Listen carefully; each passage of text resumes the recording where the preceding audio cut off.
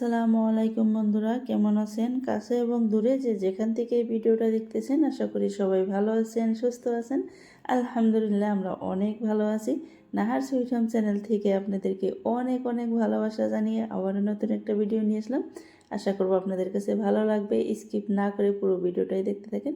বন্ধুরা, শুরুতেই ফ্রিজ থেকে মাংস বের করে নিলাম রান্না করার জন্য। আজকে আপনাদের সাথে সকাল সকাল আসিনি, অনেকটা বেলা হয়ে গেছে, মোটামুটি 10টা বেজে গেছে। মাংসটা কিছুক্ষণের জন্য ভিজিয়ে রাখলাম আর এখন রান্না করার জন্য রেডি করে নিছি। এখানে দেখতে পাচ্ছেন গ্যাসের চুলায় পানি গরম দিয়ে দিছি আর এক চুলায় কড়াই বসিয়ে দিছি। আর এই যে মাংসের মধ্যে এখন এক এক করে সব কিছু দিয়ে নেব। দিয়ে দিলাম লবণ আর এই জায়গায় কাঁচামরিচের পেস্ট বানিয়ে রাখছি, এটাও এখন দিয়ে দেব। মাংসের মধ্যে কাঁচামরিচের পেস্টটা দিয়ে দিছি আর এখন এই যে গ্যাসের চুলায় কড়াই বসিয়ে দিছি, কড়াইটা অনেক গরম হয়ে গেছে, সেই জন্য একটু তেল দিয়ে দিলাম। আর এই যে মাংসের মধ্যেও কিছু একটু তেল দিয়ে দিব।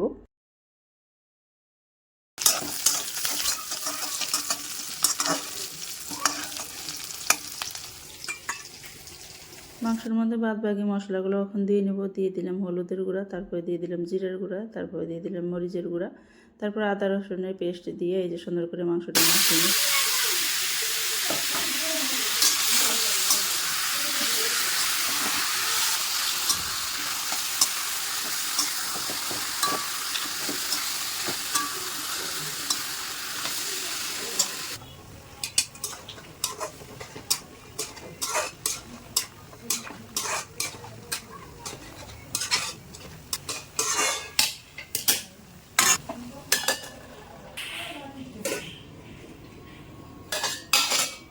বন্ধুরা, দেখতে পারলেন মাংস আমি ভালো করে কষিয়ে নিয়ে তারপরে যে ঢাকনা দিয়ে ঢেকে রেখে দিয়েছি। তরকারিটা হইতে থাক। এখানে দেখতে পাচ্ছেন তরকারি রান্না করার আগে কিন্তু আমি আগে ভাতটা রান্না করে নিছি। তারপরে এই যে দেখতে পাচ্ছেন ভাতগুলো আমি অল্প নাড়াচাড়া করে নিতেছি যাতে ভাতগুলো ভালো থাকে, ঝরঝরে থাকে, সেই জন্য। আর ভাত এই যে নেড়ে চেড়ে ঢাকনা দিয়ে ঢেকে আবারও রেখে দিলাম। এখানে দেখতে পাচ্ছেন দুইটা পেঁয়াজ ছিলিয়ে রাখছি, সেটাই এখন কেটে নিব। আর এই পেঁয়াজগুলা, একটা পেঁয়াজ আমি 4 টুকরো করব আর একটা পেঁয়াজ আমি 8 টুকরো। যে কোনো মাংসের মধ্যে আমি এইভাবে পেঁয়াজ কেটে দেই, খেতে আমার কাছে অনেক ভালো লাগে। পেঁয়াজগুলো দেওয়ার একটা সময় আছে, যেহেতু পেঁয়াজ বেশি জাল হইলে চুকা লাগবে তরকারি, সেই জন্য কি করবেন, তরকারি হওয়ার কিছুক্ষণ আগে দিবেন যাতে আপনার পেঁয়াজটা আধা সেদ্ধ হয়, তারপরে আপনার তরকারিটাও হয়ে যায়।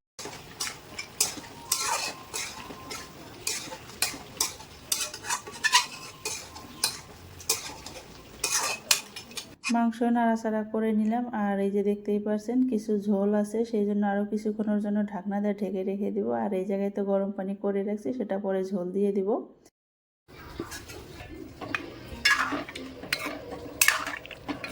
বন্ধুরা, দেখতে পাচ্ছেন রান্না কিন্তু আমার হয়ে গেছে। আমি গ্যাসের চুলা অফ করে দিছি আর তরকারির কালারটা মাশাআল্লাহ অনেক সুন্দর হয়েছে আর খেতেও কিন্তু অনেকটা ভালো হয়েছিল। যাই হোক, এখন আমি তরকারিটা বেড়ে নিতেছি গামলার মধ্যে, আমরা সবাই খেয়ে নেব। আজকে একটু তাড়াতাড়ি খেয়ে নিতেছি, 12টার মধ্যেই খেয়ে নিতেছি, কারণ মিস্ত্রি ভাই আসবে সেই জন্য। আর এখন কিন্তু আমাদের খাওয়া দাওয়াও হয়ে গেছে। সোহেলের আব্বা দোকানে চলে গেছে আর এই যে দেখতে পাচ্ছেন মিস্ত্রি ভাইয়া কিন্তু চলেও আসছে। ওই যে একদিন ছাপড়া ঘরে ওয়ারিং করে চলে গেছিলো, তারপরে আর আসে নাই। অনেক দিন ধরেই ফোন করি, ভাইয়া ফাইনালি আজকে এসে গেছে আর কাজ করতেছে। এখানে এই যে ফ্রিজের বোর্ডটা যে ছিল সেটাই খুলে নিতেছি, যেহেতু ফ্রিজটা আর ঘরে রাখবো না, থাকা ঘরে, সেই জন্য। ভাইয়া বলছিল যে বোর্ডটা কি আপনি রাখবেন না খুলে ফেলবো, যেহেতু আমি ফ্রিজ ঘরে রাখবো না, সেই জন্য বললাম যে ভাইয়া আপনি খুলেই ফেলেন। তাই ভাইয়া খুলে ফেলতেছে। আর এই জায়গায় দেখতেছেন নতুন পাইপ, এখানে বসাবো ইনভার্টার।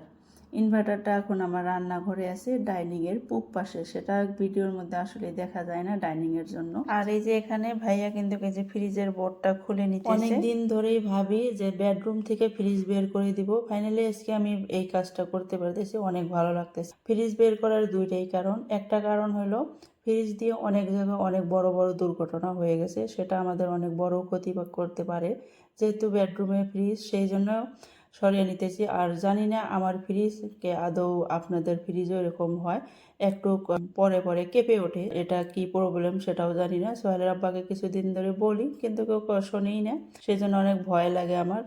2 নম্বর কারণ হলো ফ্রিজটা যেহেতু রান্নাঘরের কাজেই লাগে, সেই জন্য ভাবলাম যে রান্নাঘরেই সেট করে নিই, আমারও সুবিধা হবে, দৌড়াদৌড়ি করতে হবে না সেই জন্য। আর এখানে দেখতে পাচ্ছেন ভাইয়াকে একটু শরবত বানিয়ে দিলাম, অনেকক্ষণ ধরেই কাজ করতেছে। ভাইয়াকে বলছিলাম যে চা বানিয়ে দেই, কিন্তু ভাইয়া বলছিল না গরম ধরছে, ভাবি আপনি এক কাজ করেন, হালকা ঠান্ডা পানি দিয়ে শরবতই বানিয়ে দেন। যাই হোক, ভাইয়া শরবত টরবত খাওয়ার পর এই যে ইনভার্টারের বোর্ডটা কিন্তু লাগানো হয়ে গেছে এখন দেখতেই পাচ্ছেন। আর ইনভার্টারের কাভারের উপকার পার্টটা আমি দিয়ে দিলাম, ভাইয়া লাগিয়ে নিল। ভাইয়া এখন চেক করে দেখবে যে ইনভার্টার কাজ করে কি না। আর এই যে বোর্ডের মধ্যে ইনভার্টারের তারটা কানেকশন দিয়ে দিল, দেখবে। আর এই যে এখন মোবাইলের লাইটটা দিয়ে জ্বালিয়ে দেখতেছে যে ইনভার্টার কেন কাজ করে না। ইনভার্টারের সাথে বোর্ডের সাথে কানেকশন দেওয়ার পরে কেন জানি না ইনভার্টার কাজ করতেছে না, তাই এই যে দেখতেছে আর দেখে যে একটা তার কিবা খুলে আছে, সেটাই এখন লাগিয়ে নিতেছে। আর এই যে দেখেন আমার পুরো ঘরের হালত দেখে তো একদম মাথা ঘুরে গেছে, জানি না কখন কাজ করা ভাইয়ার শেষ হবে আর কখন আমি এগুলো ঠিকঠাক করে একদম পরিপাটি করতে পারবো। আর এই যে বোর্ডটা দেখতে পাচ্ছেন, এখানে কিন্তু আমার ইনভার্টার ছিল আর এই জায়গায় ফ্রিজ বসানো হবে। আর এই যে বাইরে দেখতে পাচ্ছেন ঘরের কানিতে এখানে একটা লাইটের পয়েন্ট করে রাখতেছি, বাইরে একটা পয়েন্ট করা হয়েছে, তারপরেও বাড়ির ভিতরে একটা পয়েন্ট করে রাখতেছি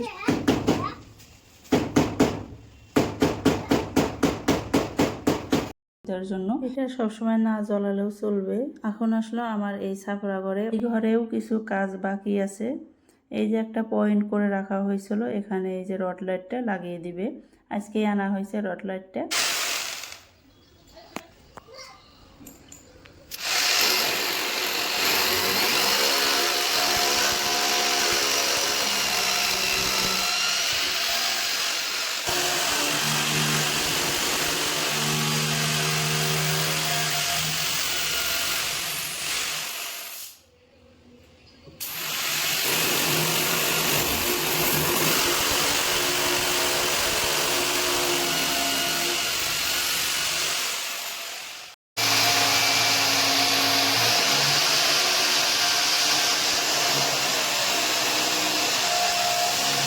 রড লাইট লাগানোর পর এই যে দেখতে পাচ্ছেন দরজার উপরকার এই যে ক্লিপগুলা লাগানো হইলো, আর এখন এই যে জানলার উপরকার ক্লিপগুলা লাগাইতেছে। আর এই ক্লিপের উপরেই কিন্তু রড বসানো হয়, যে রডটার সাথে পর্দা সেটিং করা হয় সেই রডটা। তারপর দেখেন ওই ঘরের কাজ করার পরে এই যে রান্নাঘরে আসলো, আর এই যে রান্নাঘরে যে জায়গা আমার ইনভার্টার ছিল আর ইনভার্টারের বোর্ডটা একদম ওই কর্নারে, আর বোর্ডটা এখন একটু এগিয়ে দিতে হবে। তারপরে ভাইয়া কিন্তু এখন বোর্ডটা লাগানো হয়ে গেছে, ফ্রিজটাও সেট করা হয়ে গেছে। তারপরে দেখেন আমি আমার পুরো বাড়ির হালতটা আপনাদেরকে দেখাই।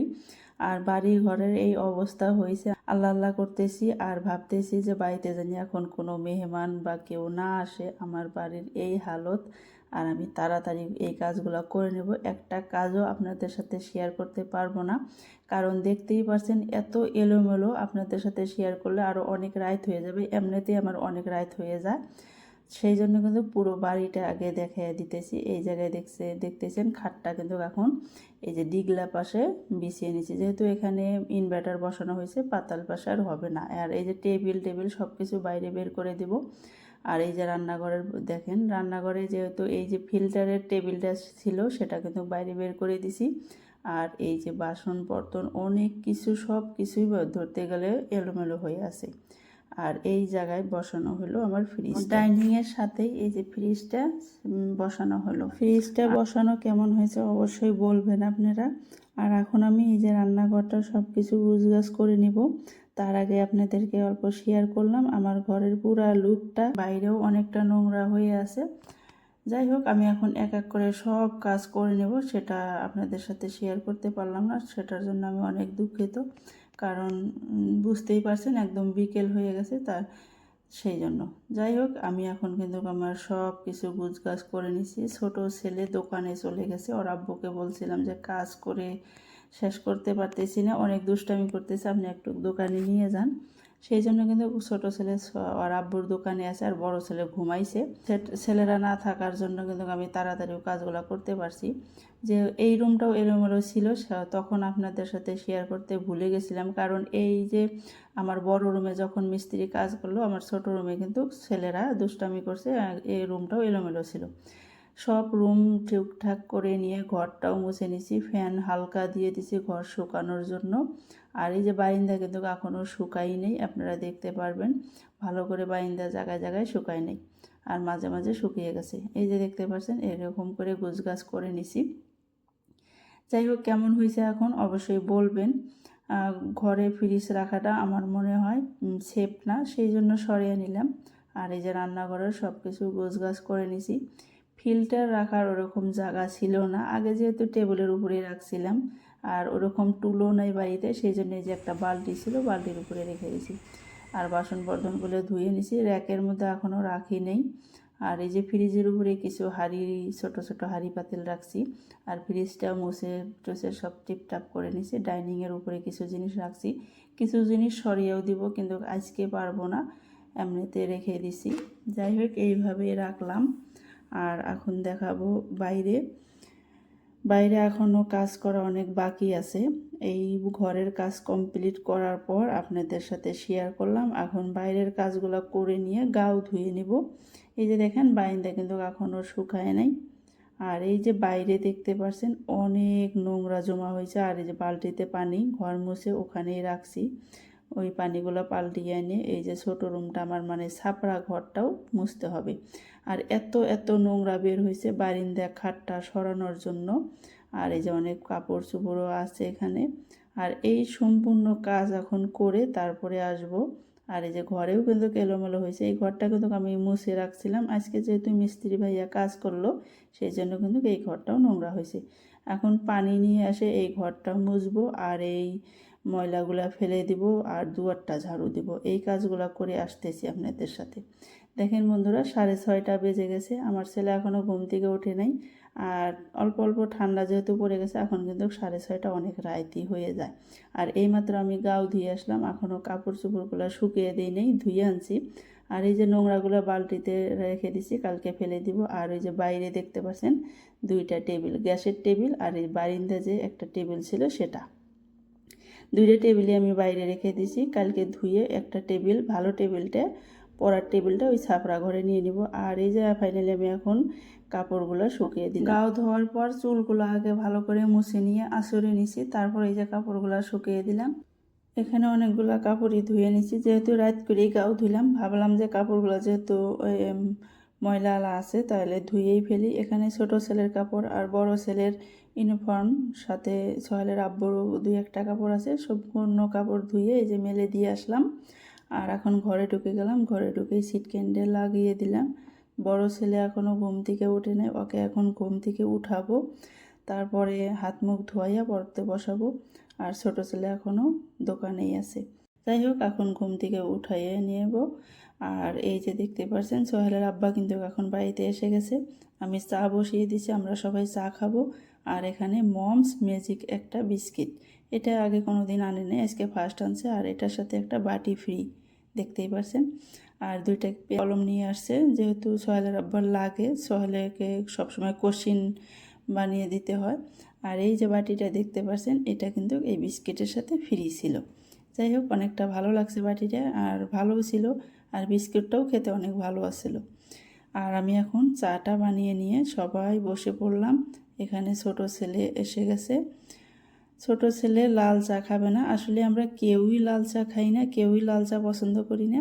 তারপরেও লাল চা যেহেতু অনেক ভালো, সবসময় দুধ চাই খাই, এখন দুধ চাটা একটু কমিয়ে দেওয়ার চেষ্টা করতেছি। আর এই যে লাল চা নিয়ে সাথে চানা দিয়ে মাখিয়ে সন্ধ্যাবেলা খেয়ে দেব। খাওয়া দাওয়ার পর সোহেলের আব্বু পড়তে বসাবে, আর আমি সাইফে পড়ানোর একটু চেষ্টা করব, যেহেতু পড়তে চায় না, ছোট।